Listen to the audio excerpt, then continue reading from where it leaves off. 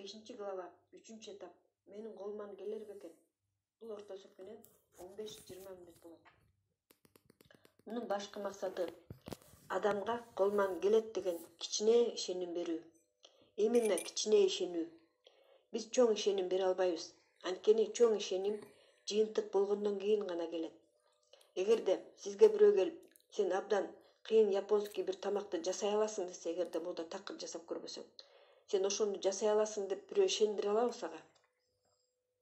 Же 100 октун ичинен сен 80 окту нишендин так ортосуна ата аласың десе, эгерде мурда такыр атып көрбөсөң, ишенесиңби ошого? Жок. Биз адамга ишенимдин кичинекей бөлүгүн гана бере алабыз. Бул дагы аз эмес. Ушул эле адамдын биринчи кадамын жасаганга жетиштүү болот. Биринчи иш аракет, биринчи кадам адамга биринчи жыйынтык берет. Анда ушу менин колуман келет деген өзүнүн ишеними пайда болуп баштайт. Ошентип 3 этаптын максаты бул биздин көргөзгөн мүмкүнчүлүктөр чын экенин адамга көргөнгө жардам берүү. Аларды жасаш үчүн биз түшүнүшүбүз керек. Анын ишенбегендиги эмне себептен анда күмөн саноо болуп атат. Адамдар жаңы ишти баштоодон коркушат. Жоопкерчиликти алуудан коркушат. Баары көнгөндөй эле жашап атса, сен ага чыгып алып, жашоосу бир аз эле жылдын ичинде укмуштуудай таң калыштуу эмилим бизнесин жардамы менен кандай болуп өзгөрүп кеткенин айтып берип атышат. Анан адамда күмөн саноо пайда болот. Ал күмөн саноо, анын себеби 3 себеби бар экен да. Ошол себептерди 3 кит деп да атап койсок болот экен. Биринчи кит бул менин колуман келбейт деген. Ал түшүнүп калды.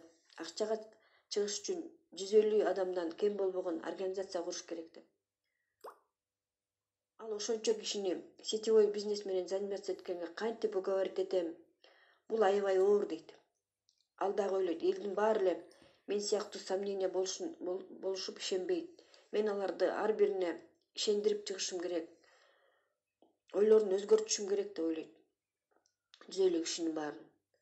Бул өтө эле оор, коркунучтуу, татаал маселедей көрүнөт ага. Бул биринчи кит. Экинчи неудобный кырдаалдар. Ал ойлойт, эмилимде ийгиликке жеткендердин баарынын жакшы условиялары болгон. Алардын кичинекей балдары жок, же меникиндей көп дүйшүгү жок. Мага мишайтып аткандар аларда болгон эмес деп. Алар оңой эле $1000, $2000 доходко жетишти. А меники башкача кырдаалдар деп ойлошот. Бул экинчи кит. Үчүнчү, төмөнкү самооценка. Төмөнкү самооценка бул өзүнүн күчүнө ишенбөө, кандайдыр бир кырдаалда өзүн алсыз сезип жеңилип берүү. Төмөнкү самооценкадагы адамдар башка адамдарды жеңерине ишенбейт, өзүнүн жөндөмүнө ишенбейт, баштаган ишин аягына чыгара аларына ишенбейт, максат коюп ага жете билүүгө, эгерде керек болсо жаңы нерсени үйрөнүүгө жөндөмү жок деп эсептейт.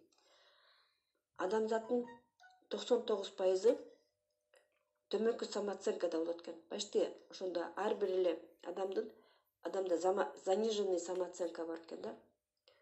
Самооценка эмнеден көз каранды? Жеңиштеринин сапатына жана санына байланыштуу экен. Ал жеңиштер качан болгонуна байланыштуу экен. Көбүнчө самооценкасы түшүп кеткен адамдар көп жылдан бери замкнутый кругка түшүп калгандар. Алар 5 жыл, мисалы 5-жыл айлыктан айлыкка жеткизип иштегендер, ошондой жумушта иштегендер, өзүнөн жана жакындарынан аянып, акчаны экономдоп жашагандар, сүйгөн иши менен алектенгенге убактысы жок, акчасы жок болгондор, жаркыраган эсте каларлык жакшы сезимдер жок адамдар, мисалы ошондой моменттер жок.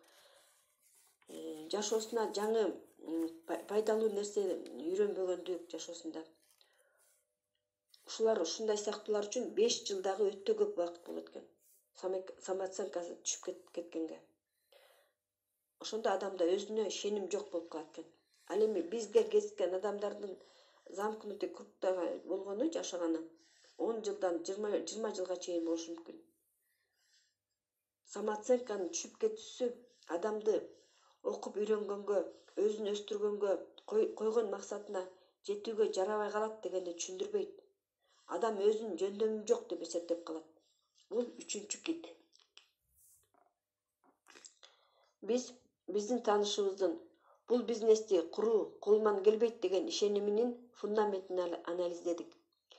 Эми үчүнчү этапка өтүшүбүз керек жана ушул айтылган киттерди жок кылышыбыз керек же жок дегенде алардын күчүн азайтышыбыз керек. 3 жөнөкөй текшерилген методдордун жардамы менен. Биринчи метод — логика. Бул методдун максаты биринчи китти жок кылуу. Бул оор, кыйын, менин колуман келбейт деген. Биздин максат MLM бизнеси кыйын эмес экенин көргөзүү. Чындыгында MLM бизнеси кыйын эмес, жөнөкөй бизнес. Кыйынчылыктарды өзүбүз эле киргизип кошуп алабыз. Биз өзүбүз түзүп алабыз аларды. Алар биздин башыбызда. Эгерде силерге бул кызыктуудай угулуп атса, мен тактап кетейин. Баргыла, адамдарга MLM бизнесинин мүмкүнчүлүктөрүн айткыла. Продукциянын сапаты, артыкчылыктары жөнүндө айткыла. Кандай айта алсаңар, ошондой айткыла. Көп жолу айткыла. Эчтекеге карабай эле айта бергиле.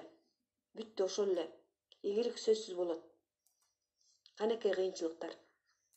Силер сурайсыңар, мага отказ кылса кандай болот? Мен ошондон корком. Менин сабактарыма элдер кандай мамиле кылат? Мен ошондон корком. Эгер мен өзүм колуман келерине күмөн санап атсам, эмне болот? Булардын баары кечирип коюңуз. Сиздин проблемаңыз. Сиз коркуп атасыз, сиз толкунданып атасыз, сиз күмөн санап атасыз. Булар сиздин кыйынчылыктарыңыз. MLM бизнестин өзү жеңил. Эми өзүбүздүн рекрутка кайтып келели. Логика методу мындай. Биз логика методу менен биринчи кит менен иштешебиз. Биз бат-баттан эки схеманы тартабыз. Биринчи сызыкты чийип туруп, аны 3кө бөлөбүз. Бул 3 кадам деп аталат. Биринчи кадам новичоктон жетекчиге чейин, экинчи кадам жетекчиден лидерге чейин, үчүнчү кадам лидерден директорго чейин. Доход $1000. Бул условно берилген терминдер. Буларды өзүңөрдүн компанияңарга тууралап түзүп алсаңар болот. Экинчи схема. 4 бурчтукту чийебиз, астына 8 4 бурчтукту чийебиз. Айтасыз, сиз айына $1000 доход жана бош убакыт болгонун каалайсызбы? Ал ооба дейт. Ал үчүн сиз 3 кадамдан өтүшүңүз керек. Бир схеманы көргөзүп дагы анан улантасыз. Сиз айтсаң, экинчи схеманы көргөзүп. Жашоодо ушундай схеманы түзгөн оорбу? Жашоосун өзгөрткүсү келген 8 адамды таап, аларга эч кандай рисковать этпей турган жумушту предлагать эткен оорбу дейбиз. Биздин максат ага мүмкүнчүлүктөрдү көргөзүп, анын каршы суроолору менен иштөө. Ал мынтип жооп берет. Ал 8 адамды чакырган оор деле эмес. Сиз ушуну жазсаң, сен $1000 доходко чыгуунун биринчи кадамын жасаган болосуң. Эми ушул 8 адамдын жок дегенде үчөөсүн так ошондой кылганга жардам бер. Алар дагы 8 адамдан турган группа түзүшсүн. Экинчи схемадагы штрихтерди тартып көргөзөбүз анан. Ошентип сен максатка барчу жолдун экинчи этабынан өттүң. Эми акыркы үчүнчү этап калды. Айтсаң, мында оорчулук бар бекен деп айтасыз. Бүттү, эми үчүнчү шартты көргөзүп бербей эле койсок болот. Анын башы айланып калышы мүмкүн. Бул метод түшүнүктүү болуш үчүн ал ага жеңилдей болуп көрүнүшү керек. Эгерде адам үчүнчү кадамды түшүндүрүп берчи деп өзү суранса гана айтып бериш керек. Сиз айтасыз ошондо. Экинчи кадамдан өтүш үчүн сен 3 адамга биринчи шарттан жасаганга жардам бердиң, туурабы? Үчүнчү шарттан өтүш үчүн жок дегенде үчөөнү экинчи шарттан өткөнгө жардам бериш керек. Ошол үчөө экинчи схемадагыдай кылып, группа түзгөнүнө алар жардам бергендей кылыш керек. Ошентип айтат экенбиз да. Негизи энтузиазмга көтөрүүдөгү этап менен ушул методдогу шарттарды алмаштырбагыла дейт. Логика методу ушундай. Экинчи метод — родственные истории. Бул метод экинчи кит менен иштешет. Ыңгайлуу кырдаалдар деген. Мунун максаты адам өзүнүн профессиясына, жашына, жашоо шартына карабай, баласы, неберелери бар экенине карабай, бош убактысы жок экенине карабай, даже тескерисинче ушундай кырдаалдар бар болгон үчүн MLM бизнесинде ийгиликке жете аларын көргөзөбүз. Бул методду эффективдүү өткөрүш үчүн биз бир аз даярданып алышыбыз керек. Тетрадка линияларды чийип, төмөнкүдөй таблицаны толтурабыз. Бул таблицага адамдардын аты жөнүн, MLM бизнесиндеги жетишкендиктерди жазабыз. Чоң ийгиликтер менен бирге кичинекей ийгиликтерин дагы жазабыз. Статус организациядагы адамдардын санын, эмнени билсек ошонун баарын жазып отурабыз. Достиженияга кандай жетишкен экенин жазабыз.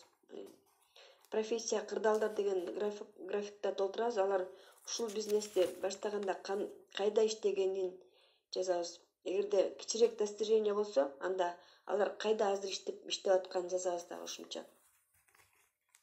Жана алар ушул бизнести жаңыдан баштаганда кандай шартта кыйынчылыктар коштогонун аларды, ошонун баарын жазабыз. Кичинекей балдарын, карыздарын деген сыяктуу. Эгерде кичирээк бүгүнкү достижение болсо, аларды кандай кырдаалда азыркы убакта коштоп атканын да жазабыз. Изюминка деген графа да болот. Ага адамдардын кызыктуу историясын жазабыз. Ошентип биз ар кандай профессиядагы, жаштагы, кырдаалдагы адамдардын историяларын жазабыз. Ошо MLM бизнесиндеги адамдардын. Мынча историяны кайдан алабыз? Буларды семинарлардан алабыз, спонсорлорубуз менен сүйлөшкөндө алабыз. Эми бул метод практикада кандай көрүнөрүн карайлы. Мисалы, врач болуп иштеген адамды бизнеске чакырдык. Ага айтабыз: "Уксаңыз, бизде Анна Ахмадуллина деген аял иштейт. Азыр анын доходу бир айда $30,000 түзөт. Ал бизнести жаңы баштаган кезде врач болгон. Сиз сыяктуу болуп эле. Одессада семейный пара бар. Олег менен Анжела Терниковалар. Алар 30 жашта. Алар жаңыдан баштаган кезде алар дагы сен сыяктуу врач болуп иштешчү. 2 жаштагы баласы менен общежитияда жашашчу. Алардын азыркы кездеги кирешеси бир айда $3,000 тегерегинде. Алардын азыр өзүнүн квартирасы жана жаңы машинасы бар. Анан менин группамда Николай Иванович деген бар. Ал азырынча $1,000 чыга элек. Ал жаңыдан бизнести баштады. Уже бир айдын ичинде 12 адамдан турган группа түздү. Ал педиатр, кичинекей балдарды дарылайт азыр. Ал дагы сабак окугон эле врач. Эгерде алар сендей эле адамдар колунан келип атса, сенин деле колуңан келет да. Бул методдун өзгөчөлүгү биз бир нече мисал келтиребиз, 2 же 3. Жана акыркысы кичинекей ийгиликтин мисалы болуш керек. Эмне үчүн? Себеби эгерде биз чоң ийгиликтерди гана айтып берсек, ал айтышы мүмкүн: "Им повезло, алар жолдуу экен да" деп. Эгерде биз мисал келтириш үчүн бир чоң, бир орточо анан ийгилик жана бир кичинекей ийгилик айтсак, чоң жана орточо ийгилик ага таасир берет, а кичинекей ийгиликтин историясы сразу эки ролдо ойнойт. Биринчиден ага жакыныраак мотивация болот, анткени чоң ийгилик ал үчүн космический сезилет, а кичинекей ийгилик реалдуулукка жакын. Экинчиден анын көңүлүн ушундай ийгиликке жеткен адамдарга просто повезло деген ойдон бурат ал экинчи. Родственный история методу ушинтип иштейт. Эгерде бизнеске инженерди чакырсаңыз, ага ийгиликке жеткен, бизнеске чейин инженер болуп иштеген адамдардын 2-3 мисалын келтиребиз. Же азыр инженер болуп да иштеп жүргөндөрдүн да көргөзөбүз. Эгерде 2 баласы бар аял менен маек кылсаңыз, ага ошондой эле аялдарды көргөзөбүз. Студенттерди көргөзөбүз, спортсмендерди жөнүндө айтып беребиз. Бирок сөзүңөрдүн аягында башкалардын колунан келди, сенин да колуңан келет деп айтпагыла. Алар үчүн талаш суроо. Мынтип айткыла: эгерде силердей эле болгон адамдардын колунан келип аткандан кийин, эмне үчүн сенин колуңан келбейт?